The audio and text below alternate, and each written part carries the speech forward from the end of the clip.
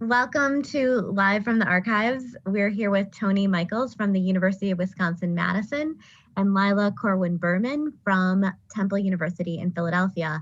And we're so happy that you could join us here in the Zoom world of the American Jewish Historical Society. And we're going to talk today about anti-Semitism and look at three moments in American Jewish history: the 1880s, the 1920s, and around the 1950s, and look at what anti-Semitism meant at the time, how we understand it. And we're going to do that by anchoring the conversations in primary sources from our archives. And I want to, again, welcome all the viewers out there. Many of you chose this topic when we surveyed people about what they wanted to learn about and gave them a variety of things. So many people checked anti-Semitism. So this is something that people are thinking about a lot. And so we're really thrilled to have this opportunity to be with historians who can shed light on some of the ideas and thinking that people are doing today. So we'll start with this image from 1882. It's a cartoon called The Dream of the Jews Realized. It was published in a satirical journal called The Judge. Some of you might be familiar with Puck, the satirical magazine. The Judge was created by someone who had contributed to Puck but wanted to start his own journal. A man named Wales is the last name. And so this is an image from 1882, and you can see it on your screens as well. And we'll start with Lila. What is your take on what's happening in this image? When I've looked at this image, which has only been post Charlottesville, it's really struck me that this is like a kind of depiction of Jews replacing non-Jews, right? And I think about, the chant of Jews will not replace us, and that this is, from this late 19th century vantage point about a kind of replacement and about the anxiety of replacement, literally the cityscape being remade, re-signed by Jews coming and taking over. So there are ways, I think, in which this absolutely has a very distinctive sense of being about Jews and Jews in New York City and Jewish names and these fears about Jews taking over New York City. The other thing it seems to me noteworthy is that the caption said "The dream of the Jews realized." And so here there's it's suggesting intent. It's not the case that Jews happen to be arriving in large numbers. It's that they're arriving in large numbers with the intention of taking over. And one reason why I think that's noteworthy is because this is many years before the most extreme conspiracy theories that were swirling around in the 20th century. So already here's a hint of this, that Jews are arriving with the intention of taking over. And I think we also have to think about 1882, right? And the context in which this is happening, which is this context of rising and new forms of xenophobia and nativism, right?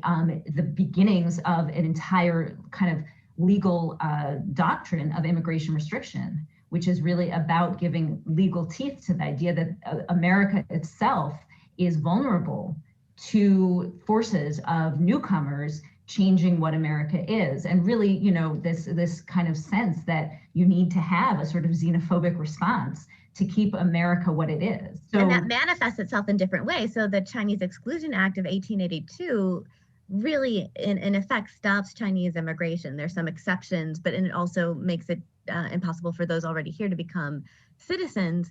I just say one other thing about the timing. It's 1882, as you, Lila, mentioned, and this is the first year of, there's a real surge in Jewish immigration following the pogroms in Russia that broke out in the spring of 1881. So, they might have been more sympathetic to Jews in the wake of that violence. In other words, this could have been, we're talking to some degree about a refugee population in some way. But Tony, what's interesting about that, and I was just thinking about it as you were noting the timing, the Jews who are depicted here are not the refugees, they're not the newcomers, these are, so it's as if the fear is, the hordes and the masses, exactly, and yet the image is, the hyper assimilated. Yeah. And that they're not immigrants. They've Americanized. They're wearing American clothing and they're doing all of this. So it's almost as if, it's not that, again, this fear that they'll never Americanize. Here are people that are Americanized, but they're still being othered in that way.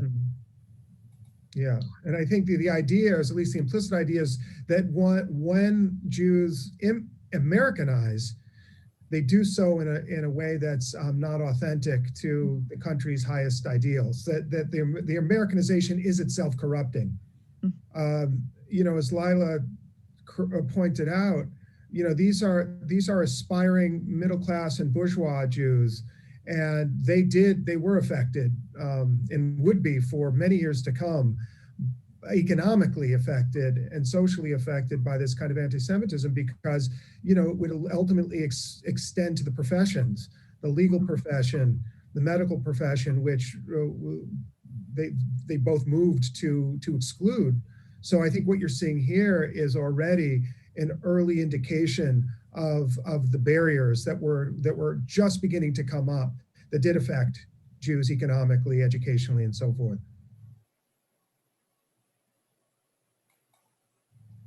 And many people point to an incident in 1877 when Joseph Seligman, a financier, a banker, was unable to come stay at a hotel, the Grand Union Hotel in Saratoga Springs, being told, even though he had visited many summers before, being told that the fact that he was of Jewish background made it such that he couldn't stay there, and that we see this kind of rise at the time of what historians have called social anti-Semitism. And I guess I'm curious what your thoughts are on that incident, and also on this term social anti-Semitism. Is that the right way to describe what's happening in this time period?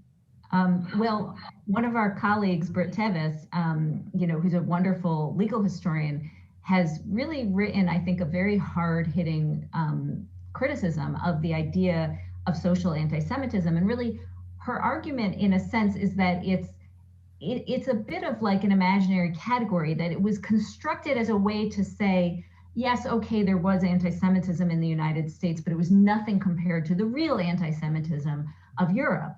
And so, it's kind of been used as a way to, make the case that America was much better for Jews, and to really ignore some of the ways that, as Tony was just saying, that anti-Semitism had real effects on American Jews. It wasn't just that it sometimes, caused some hurt feelings, or maybe meant that there was a club they couldn't get into or go to. Like in the case of the Seligman affair, part of what was going on when he was denied the ability to stay at the hotel in Saratoga, New York, was, he already had been raising a lot of concern among kind of elite American political figures and financial figures, that this Jew was gaining a lot of power.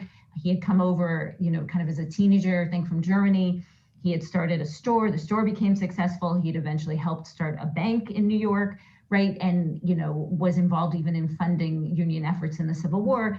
And he was, having the opportunity for political appointments. He was really succeeding in a certain way. And there were certain folks who were in those same elite echelons who didn't like the fact that this was a Jewish person who was doing it, and who really wanted to make it clear that there were limits.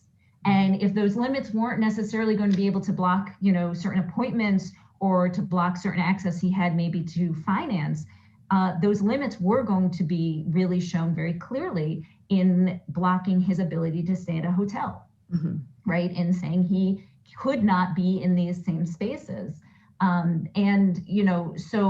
So in fact, when he was denied admission, when he was denied the ability to stay at that hotel, it was caught up in that world that had some clear discomfort about the kind of success that he was having. And I guess like part of the question then is, what was his recourse, right? And,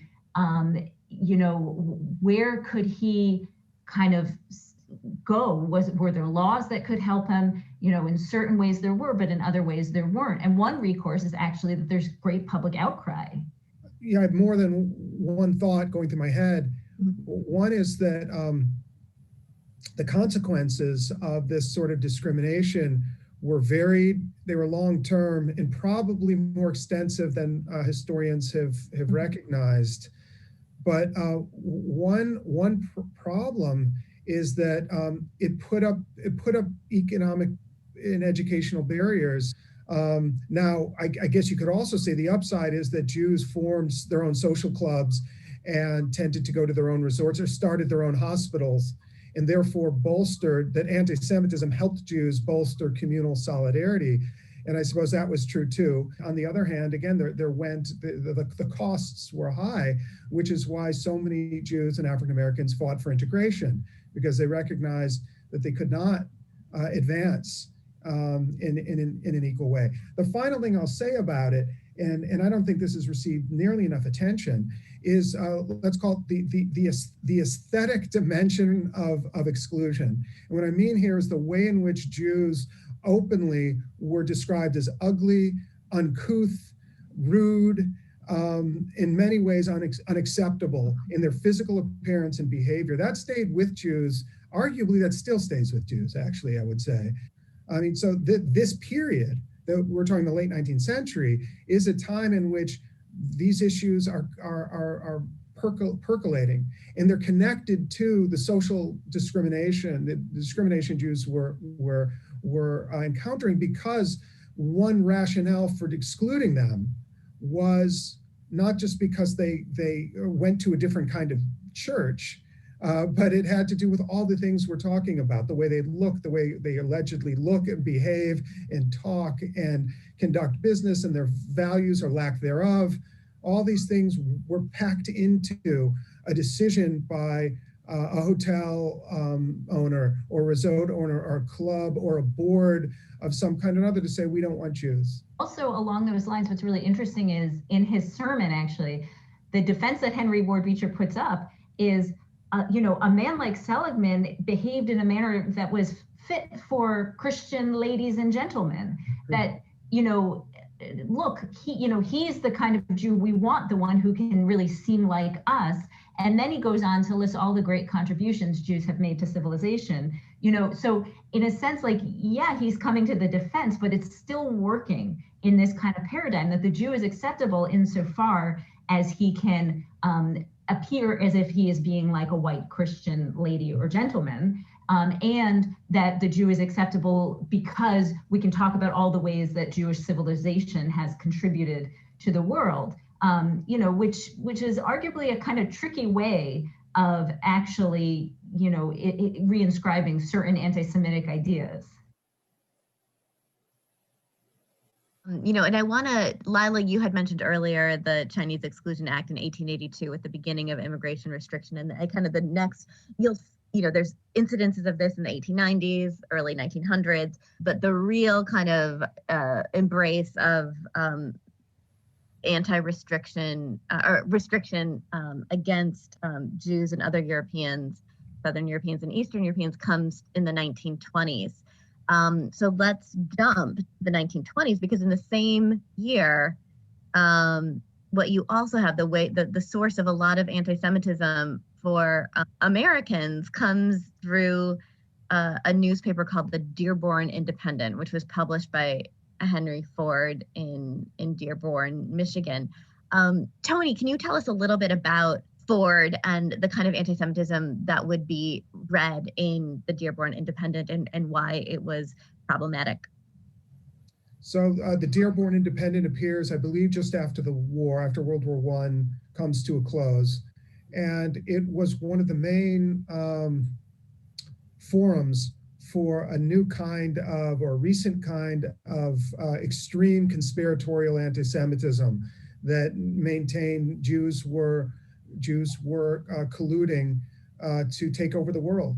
I just put it in a way that makes it sound totally absurd. But in 1919, circa 1919, when I think the newspaper started, this idea gained traction in the United States, not just in Europe. Well, notably, one of the things that it does is it publishes this forged document that had been from 19th century Tsarist Russia called the Protocols of the Elders of Zion. And I have thought about all of this in slightly different ways in the world that we're living in, right? When ideas of fake and forgery and truth and untruth, have seemed to have a lot less stability to them than maybe they had at other points, certainly in my life. And so this document, this forgery, is published that seems to expose Jews for indeed conspiring in the way that Tony described, right, for this kind of, global domination. And this paper, by the way, has like a really big circulation. It maybe appears as if it would be local, but actually it goes to tens of thousands of Americans in all different places. And people, would pass it along, and other newspapers would cover what was in it. So these ideas really, went viral in a certain way. And Henry Ford himself was the pinnacle of Americanism, so he's someone who's so well respected. So for him to kind of put this out, it gave it this huge sanction.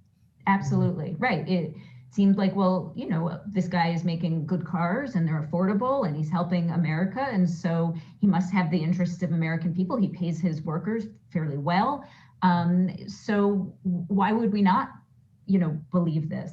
In the 1920s, by the 1920s, there are American Jewish organizations like the American Jewish Committee, which was formed in 1906 of the kind of the elite German Jews. And then after World War I, the creation of the American Jewish Congress that represented more Jews in a kind of, I guess, a democratic way. But so you have these organizations, and you have the Anti-Defamation League, which was formed in the wake of the lynching of Leo Frank in Georgia, a Jewish pencil factory owner who was falsely accused of raping a young woman at the factory. So what was the response in the 1920s of American Jewish organizations to the Dearborn Independent and Henry Ford?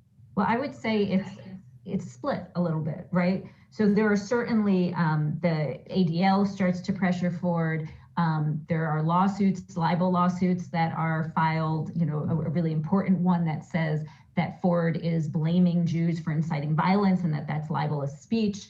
And Ford ends up settling and giving some payment for what it's worth. There are even some Christian organizations that speak out. So, on one hand, there's definitely a sense of infrastructure and organization to say, no, this crosses a line. This is not okay.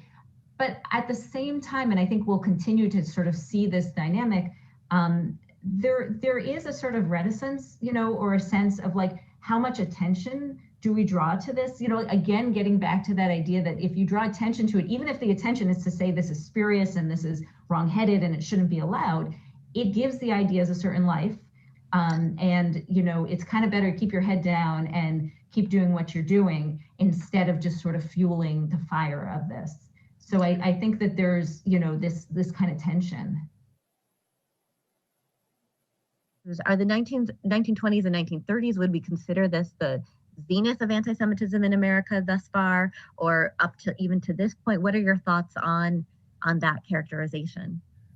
So things get worse for Jews, and notably, it happens in a prosperous decade, the 1920s, and it happens in a depression decade. So there isn't a single one-to-one corollary between economic fortunes of the country and attitudes towards Jews. I think anti-Semitism grows in the 20s because it extends to all social levels in a growing number of institutions. And what we call employment discrimination is extensive by the 1930s. During the 1930s, there's an emergence of probably over 1,000 anti-Semitic groups, some of which were explicitly fascist or pro-Nazi, others weren't. So there's a proliferation of that.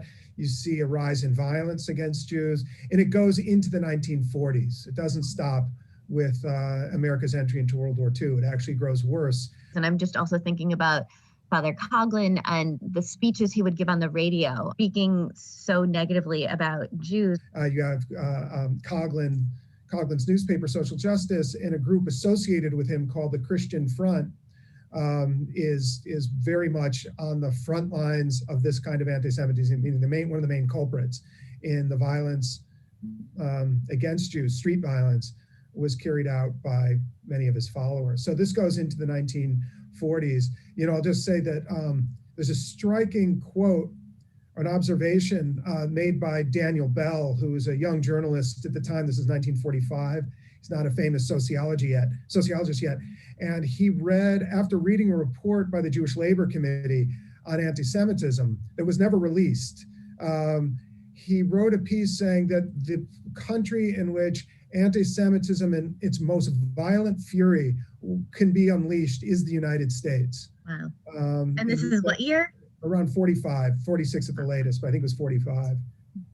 But what we do have by the 1940s, with the closing of World War II and the defeat of Nazi Germany, historians have also described, post-World War II era as a golden decade. This is the era for a golden decade for a number of reasons, but also one in which anti-Semitism is considered disreputable, that it's anti-American to be anti-Semitic. So if soldiers have gone to fight Hitler and fight the Nazis, how can we allow for Nazism to live and breathe in the United States?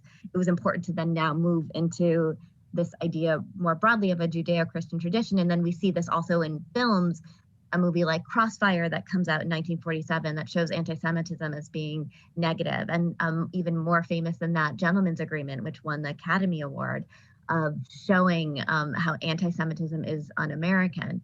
And I guess I'm curious your thoughts on, is the post-war era one in which anti-Semitism decreases? Is that the right way to look at this time period? So I think in all sorts of ways, it could be measured that anti-Semitism is really, hitting a kind of much lower sort of frequency in the United States at this time. But I think it's also, important to think about this same moment that you just described as the kind of coalescence of the idea of Judeo-Christian, is also a kind of reformation of what being white in the United States means, and about the kind of position that American Jews who present as white can have as time continues, and as different groups think more about what it means to be white, and all the groups who have kind of been let into the privileges of whiteness. There's a sort of re-articulation of the fear that too many different kinds of people are getting those privileges, and they're sort of washing out the distinctiveness of what it means to be white. Yeah, and I think that point that you made at the beginning too, about the kind of the lower frequency, so that you might have anti-Semitism, but it's no longer, you can't really be as out with it as you might have been in the past. And we see that from our archives through the work of a man named Abraham Shoenfeld, who some of our viewers who were with us a few weeks ago, we talked about his undercover crime reporting during the Progressive era, and his reports on Jewish gangsters and the like in the 19-teens. But he stayed an undercover investigator, and starting in 1938, he worked for the American Jewish Committee to examine this kind of anti-Semitism, which in the 30s was more out there, as we saw, but as the 40s progressed, and certainly by the 1950s, it had become a little bit more underground. It was a little bit, unsavory. But the AJC is hiring Shoenfeld and other investigators to subscribe to these journals to find out what's going on, so as a way to almost, make sure that they weren't losing touch with this, that they could kind of understand it and classify it and, know what they needed to know. They were subscribing to journals. So we see here Abraham Shoenfeld using his own name to subscribe to the Stormtrooper. And we have copies of the Stormtrooper in our archives that came through Schoenfeld's archives. And this is early 1950s, and it's signed Sig Heil, is how this is led off. And Lila, why were American Jewish organizations tracking this? Why was it so important? If in general things were going okay, right, for Jews at this time, why did an organization like the American Jewish Committee pay for a team of people to be going undercover and gathering this information? Yeah, it's a really good question. I think part of it is that was almost just in the DNA of these organizations. They tracked demographic patterns, they did surveys, they became just very invested in kind of the tools of empirical social science. But I also think, there was certainly more to it. I think that there was a sense that these patterns, even if they seem to have been tamped down, even if Jews were attaining, socioeconomic success, this appreciation that these were not easy patterns to break, and that just as the vocabulary of anti-Semitism had been available in the past and sort of readily accessible, it probably would continue to be so, and that there was, wisdom in having a sort of sense of where the pulse of this was. And I think, another piece of it is this post-Holocaust moment, right? And grappling with the fact that this stuff can get really real. And what is it that is going to separate American liberal democracy from Nazism? What separated it in the past when we know that there was a strong fascistic impulse in American life in the 1920s and the 1930s, and what would separate it moving forward? So I think all of that was probably at play. Tony, your thoughts on the 1950s and Jews and anti-Semitism and the role that anti-communism plays? So I'd say by almost all measures, really, in terms, again, of attitudes and practices, institutional discrimination, housing discrimination, this is on the wane. But on the other hand, there is, you have, for instance, violent attacks against Jews in the South in the late 1950s as part of the reaction against the emerging civil rights movement. There's a rash of synagogue bombings that take place in Atlanta and elsewhere. Those proved to be not passing incidents, which is to say that organized and violent white supremacism it continues to this day, and Jews are seen as targets. Now, I think at various points in time, many members of the Jewish community have viewed these people as frightening but still marginal elements. But that doesn't explain the persistence and even growth of white supremacist groups over this period. So you have at least two developments. You have a decline of anti-Semitism in the mainstream, but an assertion of anti-Semitism in very violent forms on the racist right.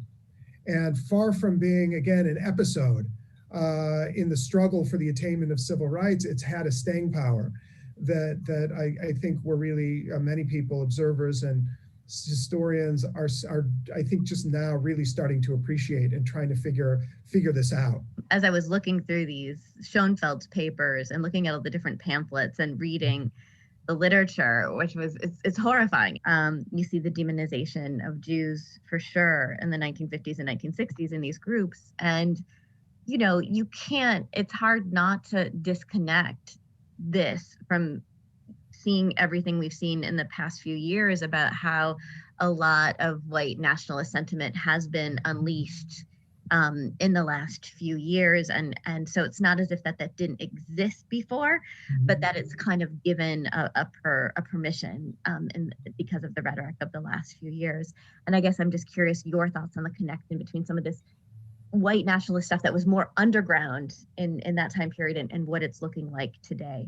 One thing that occurs to me too is that when we look at, when this was not underground, but when we looked at the kind of the mainstream thing, we saw with Ford, there was the newspaper. We saw with Coughlin, there was the radio and records of his talks that were passed around. And it seems as if today the kind of medium that's used is social media and Twitter and other forms like that. So I guess what are your thoughts on the kind of connection today, and how does looking at Shoenfeld's trove of this literature from the 50s and 60s, is there a clear line between that and today, or are things different today? I think there's a line. It doesn't mean it's entirely clear or unbroken or inevitable, but there's certainly a line. A historian named Alexander Stern, who's done really incredible work tracking the Proud Boys as a manifestation of white supremacism, really argues that anti-Semitism is probably the heart of the rhetoric of what the Proud Boys stands for, and what they say, and how they kind of mobilize people, and absolutely, using tools of social media, gaining followers, the ability to also, kind of use innuendo, right, and use words in ways that a certain community will understand to mean certain things, but won't necessarily get them deplatformed from certain social media sites. I think that it really seems to be the case that this remains an available vocabulary, and it's just always so striking to see how certain patterns or stereotypes recur, right? They just continue to show up, ideas of puppet master, certainly ideas of financial control and domination. So it's not at all unrecognizable. In fact, it's quite clear. And I guess the question always seems to be, at what point does this slip from a kind of rhetorical strategy to a weapon of actually causing people to be violent? And we've seen in the past few years that slippage is real, and it happens. It's not just language. I agree. I think there are multiple threads that connect the 50s to the far right from the 50s to the present. I would say it's remarkable, the degree, concurring with Lila, it's remarkable the degree to which a similar set of themes have persisted with some modification, but not a great deal of modification. I would say what makes the current moment scarier, in my opinion, is several factors that relate to context. There's less consensus today politically than there was in an earlier period that served the consensus in an earlier period about the acceptable boundaries of political discourse. That's been greatly weakened, and that helps.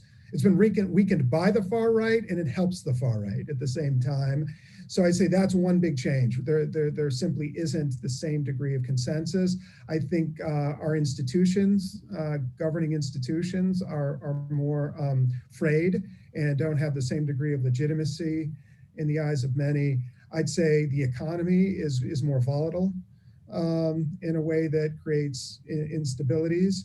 And then a couple of other things. I would say that there is a degree of common ground between traditionally far-right anti-Semitism and some anti-Semitism found on the anti-Zionist left that simply was unimaginable in an earlier point in time.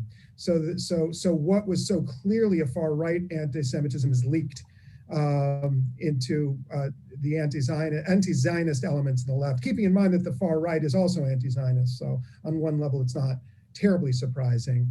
So that it is no longer a phenomenon only on the far right, as everyone understood it to be in an earlier period of time. So I think various changes have happened, I think, to make the current situation more, I'd say, worrisome. There's not much that can be said after that, except to thank both of you for taking time to look at our archives and to kind of connect past to present, but to also be very mindful of the various contexts that we're in. So thank you both so much for taking the time out of your really busy schedules. We really appreciate the light that you've shed on our archives.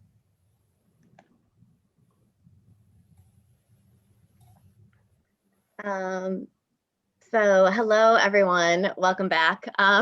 We recorded that a few days ago, but took the time to edit it so that we could visually reference the sources that we were speaking. So, but luckily enough, Lila and Tony have taken time out of their busy lives once again to be here live to answer your questions. And I'll start with some that have already come into the chat box, but there was one question about, Irish and Italian. Why don't we see Irish and Italian stereotypes? And of course we do, like every immigrant group. Also, of course, African Americans have been depicted in negative ways from the 19th century onward and even before that.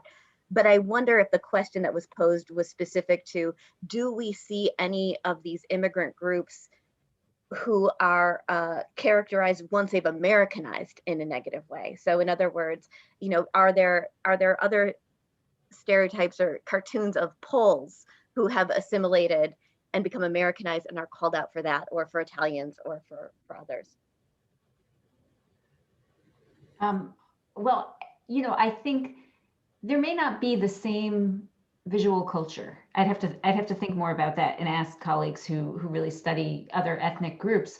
But it's certainly the case in the early 20th century when there's, you know, a pretty big kind of xenophobic push connected to eugenics, connected to ideas of 100% Americanism, needing to keep the United States pure and American, and you have, you know, an increasing attention on race. That part of that concern is about lots of different immigrants coming, having more children than real Americans have, and causing something that folks would call was race suicide, right? The idea that those groups and their progeny would overwhelm the 100% Americans and irreparably change the United States. So, you know, I think that there is this sense, you know, for other groups that are coming in at the same time, that even if they kind of take the posture of being American, of being assimilated, there was something fundamental about them that could be quite dangerous to what the United States was supposed to be.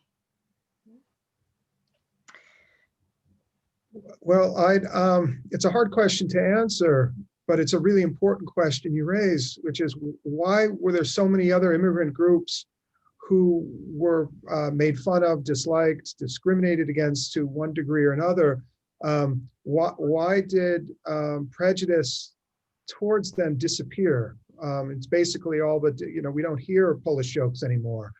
We don't really hear much about the Irish, at least in terms of hostility towards them and so forth. By the end of the 20th century, those older forms of bigotry had really disappeared, but that hasn't been the case regarding Jews. So the question is why? Why has anti-Semitism persisted, grown in some ways? I'm not sure. I mean, the starting point of an answer for me, I guess, would be the fact that Jews aren't Christians. That in that difference, the difference between Judaism and Christianity, Jews and Christians, or perceived differences, are significantly great, as to for Jews to be viewed as the other. I don't think that's the end of the answer. I think it's just the beginning of an answer.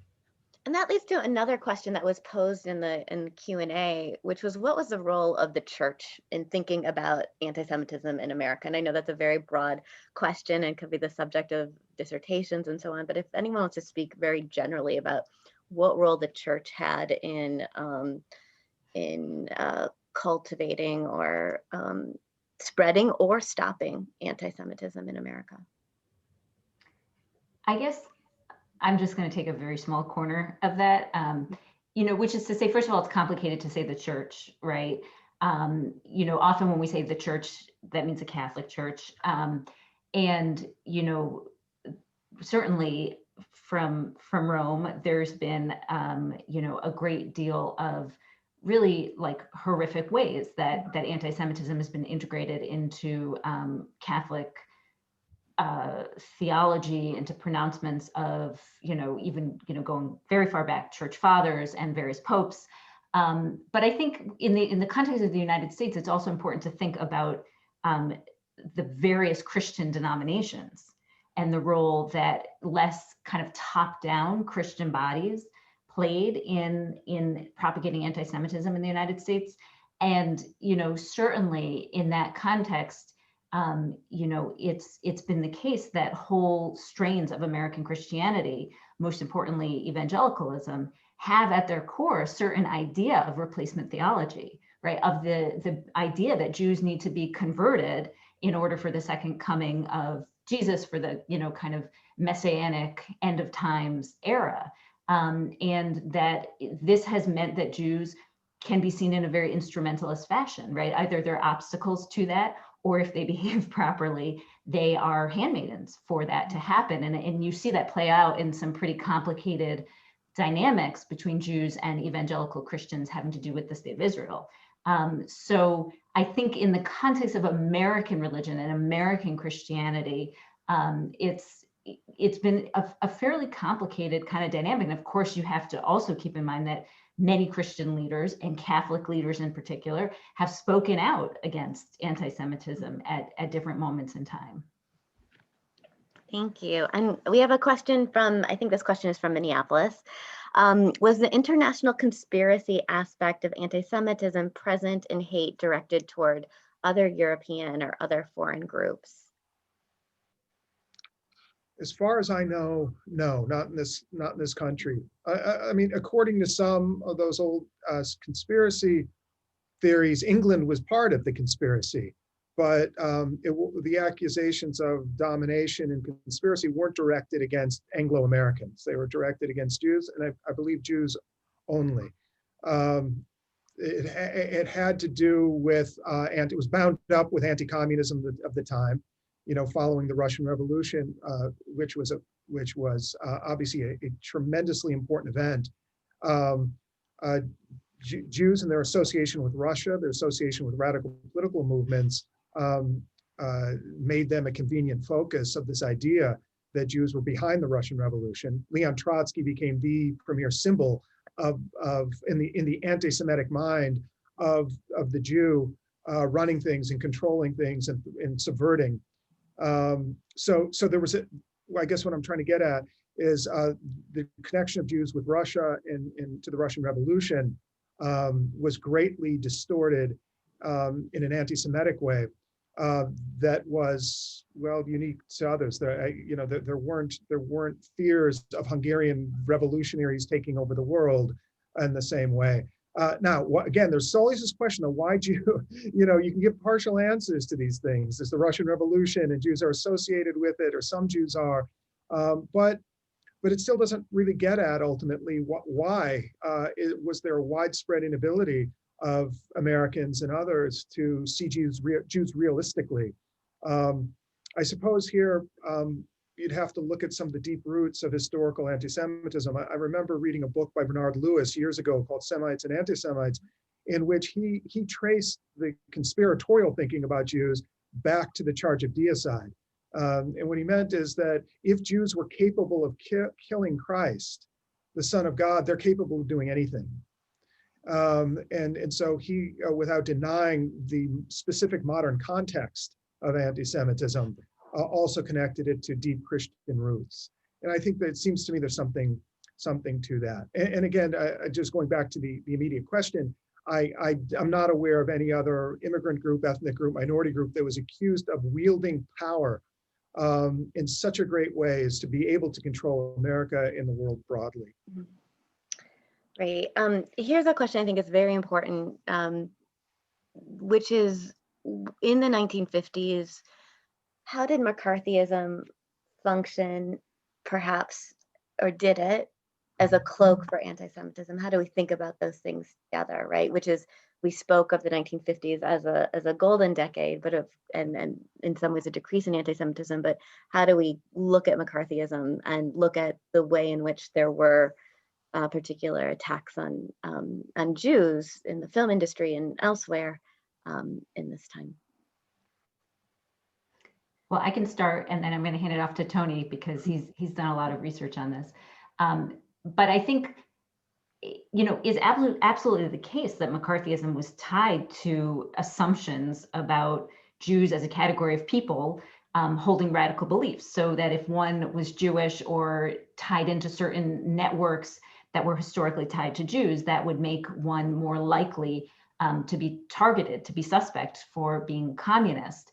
And so, there was a certain labor, certain work that anti-Semitism did.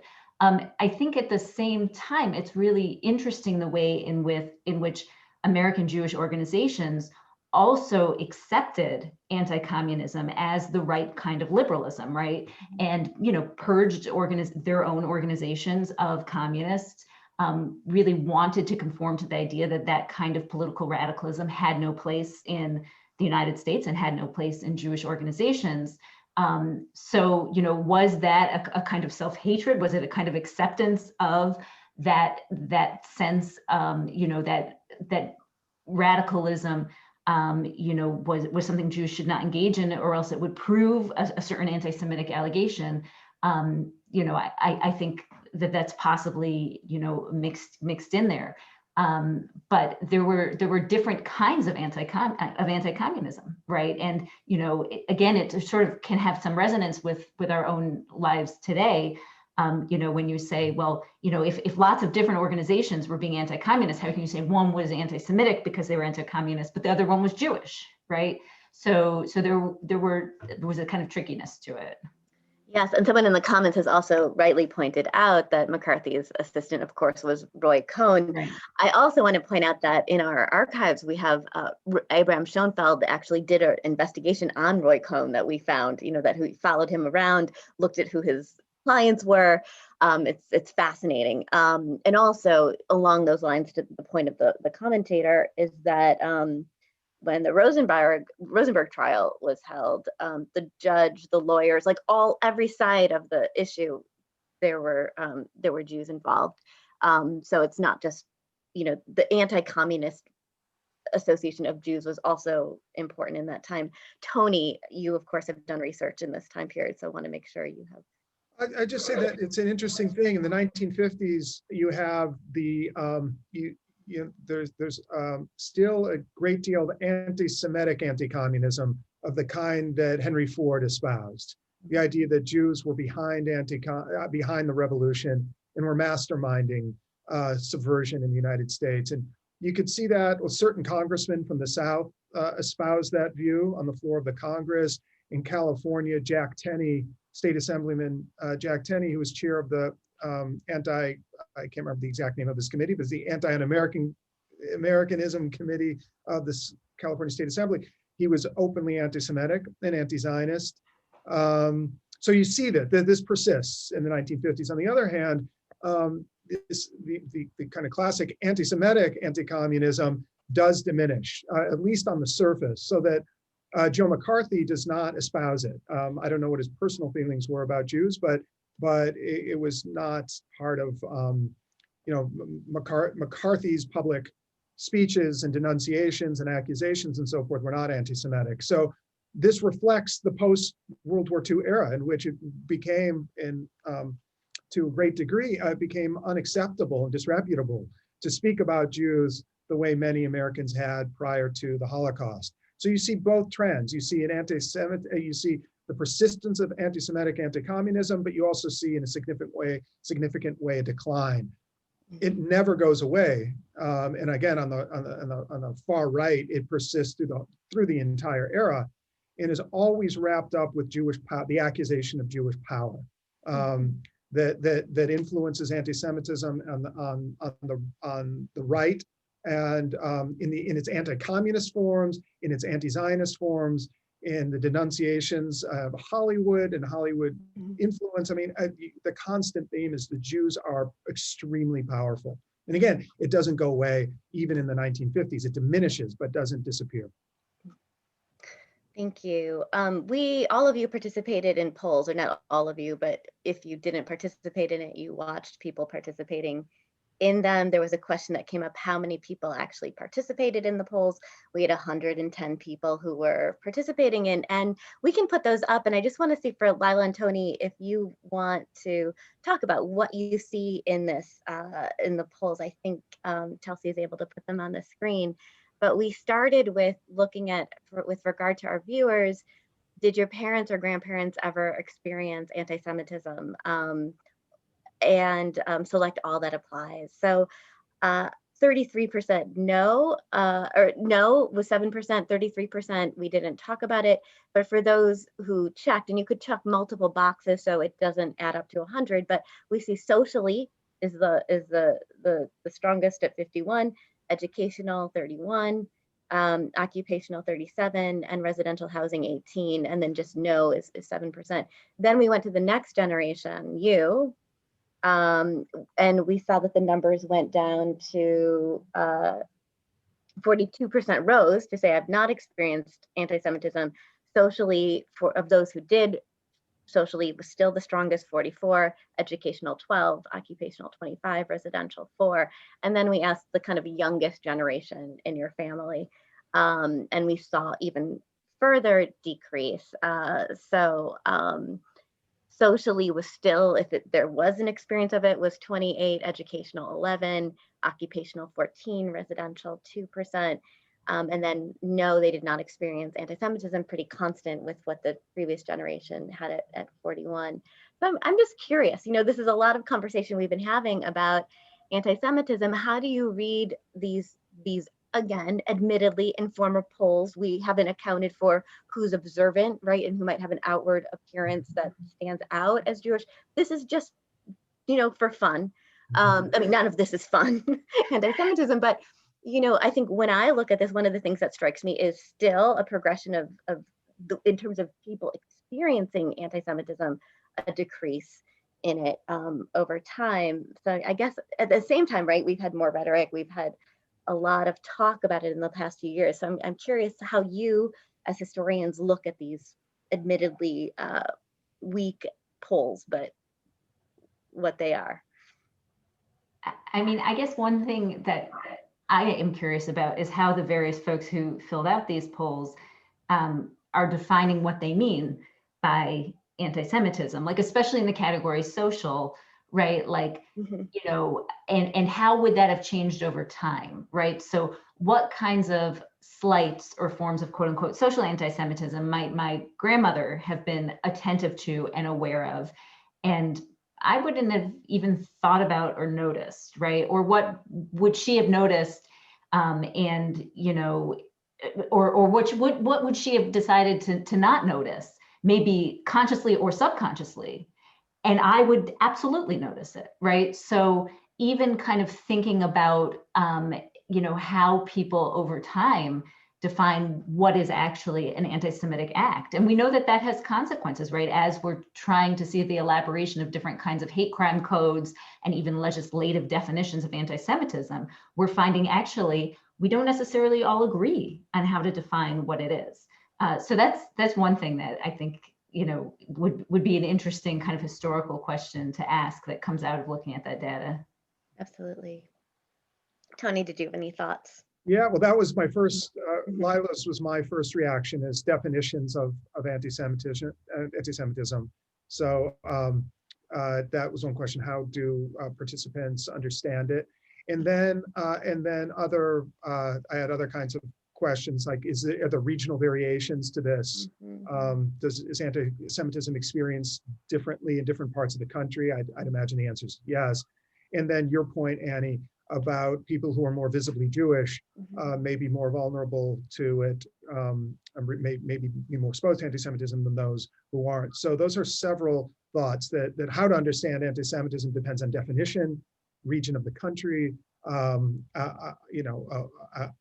Jewish appearance, things like that, and I'm sure other factors as well. Yes. So again, apologies for all the flaws in our surveys. We are a historical society. We should not have even bothered with surveying our contemporary viewers, but we thought it would be an interesting look at kind of how we are thinking about our own family history as we look at the broader trends that we see. But I think one of the things that is really important is always applying a historical lens and trying to understand what's happening in context. So thank you very much to Lila, and for Tony, again, Tony Michels, University of Wisconsin-Madison, Professor Lila Corwin Berman from Temple University. Both have wonderful books. Tony's books, A Fire in Their Hearts, on Yiddish Socialists in New York, and Radical Jews, and he has another book coming out very soon. Lila has a brand new book, The American Jewish Philanthropic Complex, which is fascinating. And she has other books too, so look her up, get her books. And you'll be hearing more from them as we plan more programs around these topics and also the books that historians have been reading. So thank you so much for joining, and a big thank you to Chelsea Bracci, who made all of this happen. And yeah, thanks and have a good week, and we'll see you in 2 weeks when we look at the papers of the American Jewish Congress. Thank you so much. Thank you. Thank you. Bye-bye.